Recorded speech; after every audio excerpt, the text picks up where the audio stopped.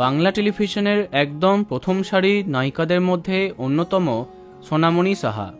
একের পর এক জনপ্রিয় ধারাবাহিক তিনি উপহার দিয়েছেন।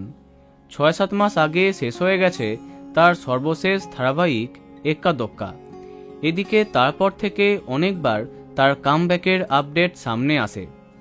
একবার এটাও জানা যায় জি বাংলার আপকামিং ধারাবাহিকে নাকি সোনামণি সাহাকে নায়িকা হিসেবে দেখা যাবে, কিন্তু শেষ অবধি চ্যানেল কর্তৃপক্ষ তাকে নাকি বাদ দিয়ে দিয়েছে।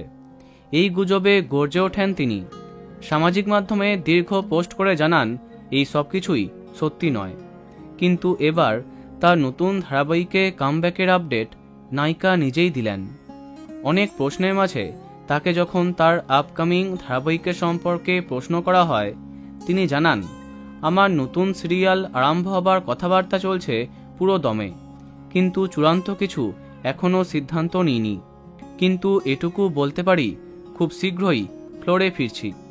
আর ইতিমধ্যে স্টার জলসা হোক বা জি বাংলা, দুটোতেই পৌরাণিক ধারাবাহিক আসার কথা শোনা যাচ্ছে।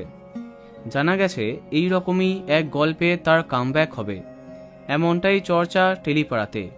এবার এই ধারাবাহিকে তার বিপরীতে তোমরা কাকে দেখতে চাও কমেন্টে জানাতে পারো।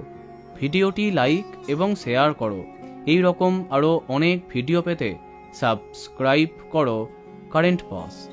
ধন্যবাদ।